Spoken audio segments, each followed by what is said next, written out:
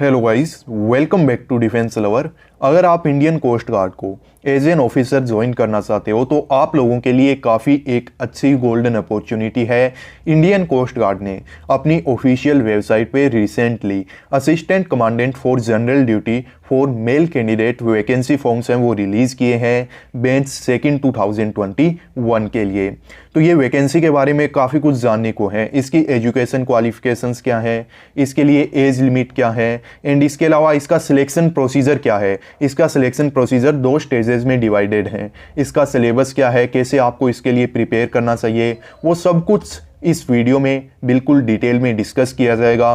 तो अगर आप इस वैकेंसी के लिए अप्लाई करना चाहते हो, इंडियन कोस्ट गार्ड को ज्वाइन करना चाहते हो, तो ये वीडियो डेफिनेटली आपको बिना स्किप किए देखना चाहिए ताकि कोई भी जो इंपॉर्टेंट इन्फॉर्मेशन है आप उसे मिस न कर दो। एंड एक कंपेरेटिव टर्म आपको मैं पहले बताना चाहूँगा, इस वीडियो को आगे कंटिन्यू करें उससे पहले।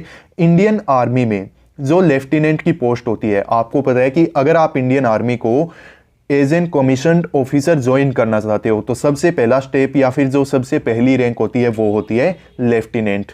सेम वही अगर आप इंडियन कोस्ट गार्ड को एज एन ऑफिसर ज्वाइन करना चाहते हो तो आपका सबसे पहला जो कमीशन्ड रैंक होगा वो होता है असिस्टेंट कमांडेंट का। तो आप कंपेयर कर सकते हो लेफ्टिनेंट से असिस्टेंट कमांडेंट को। आई होप आपको पता चल गया होगा कि ये वैकेंसी कितनी बड़ी है, आप लोगों के लिए एक गोल्डन अपॉर्चुनिटी क्यों है।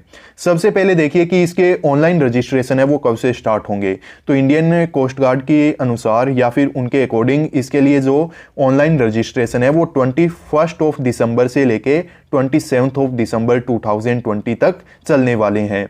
और आप लोगों के जो एडमिट कार्ड्स हैं वो रिलीज किए जाएंगे 6 जनवरी 2021 को, और उसके लिए लास्ट डेट होगी उसको डाउनलोड अगर आप करना चाहो तो 10 जनवरी 2021। ये आप यहाँ पे देख सकते हो, इन्होंने बिल्कुल अच्छे से मेंशन कर रखा है।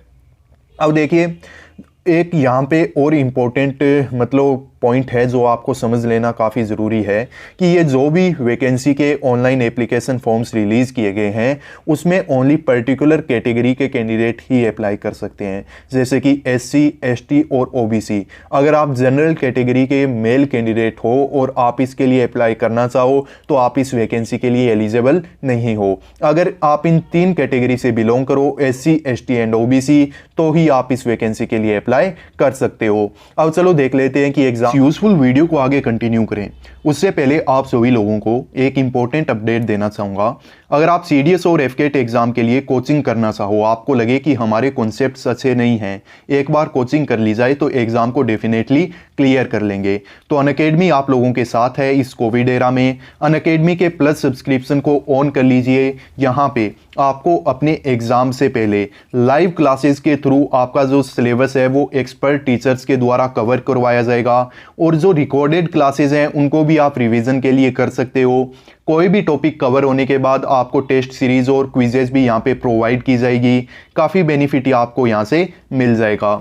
एक नया बेंच आप लोगों के लिए जो स्टार्ट किया जा रहा है FCAT 2021 के लिए, उसमें आप इनरोल कर सकते हो। 11 दिसंबर से स्टार्ट होगा और इसके लिए जो लास्ट डेट है वो है 18 फरवरी। इसका मतलब ये है कि आपका जो सिलेबस है वो इस बैच में 18 फरवरी से पहले कवर कर दिया जाएगा। इसमें अगर इनरोल करना चाहो तो लिंक आपको वीडियो के डिस्क्रिप्शन बॉक्स में मिल जाएगा। आप लोगों के लिए आई थिंक 6 मंथ का जो सब्सक्रिप्शन है वो बिल्कुल बेस्ट रहेगा, जिसकी प्राइसिंग आप यहाँ पे देख सकते हो। बट इस रेफरल कोड में अगर आप हमारा रेफरल कोड यूज करोगे DF लव, देन मिलेगा आपको 10% का डिस्काउंट। आफ्टर डिस्काउंट आप देख सकते हो कि प्राइसिंग रहेगी कुछ ऐसी। तो जाइए इनरोल कर लीजिए, लिंक आपको वीडियो के डिस्क्रिप्शन बॉक्स में दे दिया जाएगा। एग्जाम है वो कौन सी ब्रांच के लिए, आपका एज लिमिट क्या है, जेंडर क्या है और एजुकेशन क्वालिफिकेशंस हैं वो क्या होनी चाहिए। सबसे पहले देखिए जो भी आपकी वैकेंसी है वो है जनरल ड्यूटी। आपके लिए जो एज लिमिट है वो है 1 जुलाई 1996 टू 30 जून 2000। इसमें भी आपको रिलैक्सेशन मिलेगा इस वीडियो को आगे कंटिन्यू रखिए। अगर आपका डीओबी इतने के बीच में नहीं है तो आपकी जो अपर एज लिमिट है उसमें आपको 5 ईयर तक का एज रिलैक्सेशन मिलने वाला है। सो इस वीडियो को देखते रहिए। जेंडर की बात की जाए तो मेल कैंडिडेट इसके लिए एलिजिबल हैं। एजुकेशन क्वालिफिकेशंस में आपको मैं पहले ही बता देना चाहूँगा कि आपका जो ग्रेजुएशन है वो कंप्लीट होना चाहिए मिनिमम 60% के साथ, और आपके जो फाइनल सेमेस्टर या फिर फाइनल ईयर के एग्जामिनेशन हैं वो कंप्लीट हो चुके होने चाहिए। अगर आप अपेयरिंग कैंडिडेट हो तो आप इस वैकेंसी के लिए अप्लाई नहीं कर सकते। इसके अलावा आपका ग्रेजुएशन है वो कोई सी भी स्ट्रीम से हो सकता है, चाहे वो आर्ट्स हो, चाहे वो कॉमर्स हो, चाहे वो साइंस हो, कोई मैटर नहीं करता। बस आपका जो ग्रेजुएशन है वो कंप्लीट होना चाहिए मिनिमम 60% के साथ। एंड इसके अलावा एक और कंपल्सेशन है कि आपका जो 12th क्लास है वो पास होना चाहिए 2 पर्टिकुलर सब्जेक्ट के साथ, फिजिक्स और मैथमेटिक्स। अगर 12th क्लास में आपके पास फिजिक्स और मैथमेटिक्स नहीं था तो आप इसके लिए अप्लाई नहीं कर सकते। एंड इसके अलावा फिजिक्स और मैथमेटिक्स में मिनिमम 60% मार्क्स भी होना चाहिए। फिजिक्स और मैथमेटिक्स हैं तो आप एलिजिबल हो। फिर उसके बाद देखिए कि आपके मिनिमम 60% मार्क्स हैं या फिर नहीं हैं। अगर हैं तो आप इसके लिए अप्लाई कर सकते हो, नहीं तो फिर आप इसके लिए अप्लाई नहीं कर सकते। अब चलो देख लेते हैं आपके रिलैक्सेशन के बारे में। तो अपर एज रिलैक्सेशन 5 ईयर का मिलेगा SC ST कैंडिडेट को, और OBC कैंडिडेट को मिलेगा 3 ईयर्स का। तो आप देख लीजिए कि अब आप इसके लिए एलिजिबल हो या फिर नहीं हो। एंड इसके अलावा जो आपके 12th क्लास के मार्क्स हैं तो उसमें आपको 5% का रिलैक्सेशन भी मिल जाएगा अगर आप SC ST कैंडिडेट हो। अगर आपके पूरे मतलब 60% मार्क्स नहीं है फिजिक्स और मैथमेटिक्स में, तो अगर आपके 55 मार्क्स हैं तो भी आप इसके लिए अप्लाई कर सकते हो। एंड इसके अलावा मैं आपको बताना चाहूँगा कि आपके जो एडमिट कार्ड्स हैं आपके एग्जाम के लिए या फिर स्टेज 1 के लिए, आपके सिलेक्शन प्रोसीजर की स्टेज 1 के लिए, तो वो ऐसे नहीं है कि कोई भी कैंडिडेट जो अप्लाई करेगा उसे मिल जाएगा। अगर एक पर्टिकुलर नंबर से ज़्यादा कैंडिडेट अप्लाई करते हैं तो उनके ग्रेजुएशन के परसेंटेज बेस पे कैंडिडेट को शॉर्टलिस्ट किया जाएगा, और कुछ एक जो हायर परसेंटेज वाले कैंडिडेट होंगे ओनली उन्हीं को एडमिट कार्ड्स हैं वो रिलीज किए जाएंगे। अब वैकेंसी की बात की जाए, टोटल यहाँ पे 25 वैकेंसीज हैं। OBC कैंडिडेट के लिए 6 हैं, ST के लिए 14 है और SC के लिए 5 वैकेंसीज हैं। एंड इसके अलावा चलो देख लेते हैं कुछ एक और इंपॉर्टेंट पॉइंट्स जो आपके सिलेक्शन प्रोसीजर के काफ़ी महत्वपूर्ण पॉइंट हैं। तो अब आपको अप्लाई कैसे करना है तो उसके रिगार्डिंग आपको इन्फॉर्मेशन यहाँ पे दिखाई देगी। आपके जो ऑनलाइन एप्लीकेशंस हैं वो स्टार्ट हो जाएंगे रात को नाइट में 1 बजे 21 दिसंबर को, और इसके लिए जो लास्ट डेट होगी वो अराउंड आप देख सकते हो कि 12 बजे की है 27 दिसंबर को। तो इस टाइम पीरियड में आपको इसके लिए अप्लाई करना है। अप्लाई करते टाइम आपको जो भी मतलब डॉक्यूमेंट्स चाहिए तो वो क्या है कि आप जो भी अपना मतलब नाम फिल करो, अपने फादर का मदर का जो नाम हो तो वो आपके 10th क्लास के पासिंग सर्टिफिकेट के अकॉर्डिंग होना चाहिए। एंड इसके अलावा आपके जो एग्जैक्ट परसेंटेज हैं 12th और ग्रेजुएशन के वो 2 डेसिमल तक होने चाहिए। इसका मतलब ये है कि मान लीजिए आपके परसेंटेज ग्रेजुएशन में 60.60 हैं, 60 हैं, तो आप उसको 60 या फिर 61 नहीं कर सकते, 60.60 ही मेंशन करोगे, ठीक है। अगर ऐसा नहीं करते तो आपका फॉर्म है वो रिजेक्ट किया जा सकता है। एंड आपको कोई भी एक सेंटर है वो दिया जाएगा PSB के लिए। आपका जो स्टेज 1 का सिलेक्शन प्रोसीजर है वो कहाँ पे कंडक्ट करवाया जाए, मुंबई में, कोलकाता में, विशाखापट्टनम या फिर नोएडा में, तो वो आपको चूज करना होगा। एंड इसके अलावा आपकी ईमेल ID और मोबाइल नंबर है वो कंपलसरी है, आपको वहाँ पे फिल करने होंगे। एंड इसके अलावा और भी काफ़ी सारी चीज़ें हैं जिनको आप देख सकते हो। इस ऑफिशियल नोटिफिकेशन को आप डाउनलोड कर सकते हो हमारे ऑफिशियल टेलीग्राम चैनल से, जिसका लिंक आपको वीडियो के डिस्क्रिप्शन बॉक्स में मिल जाएगा। एंड अगर आप OBC कैंडिडेट हो और आपके पास नॉन क्रीमिलियर सर्टिफिकेट है तो जब आप मतलब रिपोर्टिंग करो तो वो 3 फाइनेंशियल ईयर से ज़्यादा ओल्ड नहीं होना चाहिए। जैसे आप 2021 के जनवरी में रिपोर्ट कर रहे हो तो आपका जो ये एडमिट कार्ड है या फिर जो ये नॉन क्रीमिलियर सर्टिफिकेट है ये जनवरी 2018 से ओल्डर नहीं होना चाहिए। अगर है तो उसको एक्सेप्ट नहीं किया जाएगा, आपको नया जो इसके लिए कार्ड है वो बनवाना होगा।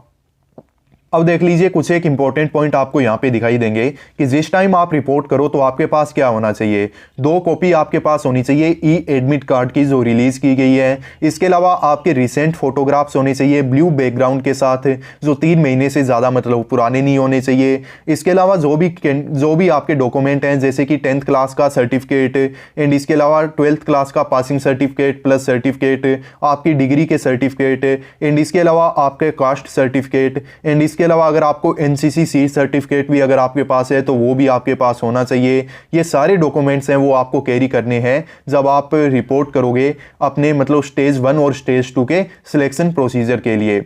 अब चलो देख लेते हैं। और एडमिट कार्ड जैसा मैंने आपको बताया है कि इस पर्टिकुलर वेबसाइट से आप 6 जनवरी से लेके 10 जनवरी 2021 के बीच में इनको डाउनलोड कर सकते हो। तो आपका देखिए प्रीलिमिनरी सिलेक्शन एग्जामिनेशन PSE है क्या, तो ये 20 जनवरी टू 20 फरवरी के बीच में कंडक्ट करवाए जाएंगे वेरियस सेंटर पे। आप देख सकते हो मुंबई, चेन्नई, कोलकाता और नोएडा, इन चारों में से कोई भी एक सेंटर है वो आपको चूज करना होगा।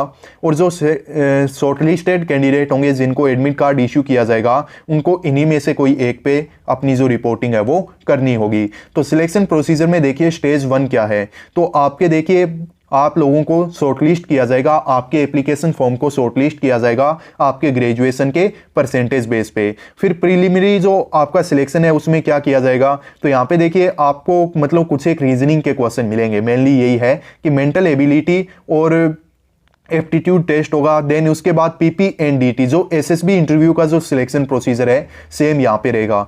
ये दोनों आपको क्वालिफाई करने होंगे। अगर आप यहाँ पे क्वालिफाई हो जाते हो तो फिर आप स्टेज 2 के लिए मतलब यहाँ पे देख लीजिए स्टेज 2 के लिए आप शॉर्टलिस्ट हो जाओगे, जिसको बोलते हैं FSB फाइनल सिलेक्शन बोर्ड। और फाइनल सिलेक्शन बोर्ड कंडक्ट करवाया जाएगा फरवरी से लेके अप्रैल 2021 तक।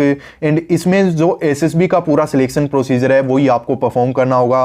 काफ़ी सारे साइकोलॉजिकल टेस्ट होंगे, काफ़ी सारे ग्रुप टास्क होंगे, आपका पर्सनल इंटरव्यू भी होगा और आपके जितने भी डॉक्यूमेंट्स और सर्टिफिकेट हैं उन सबको यहाँ पे एक बार फिर से वेरीफाई किया जाएगा।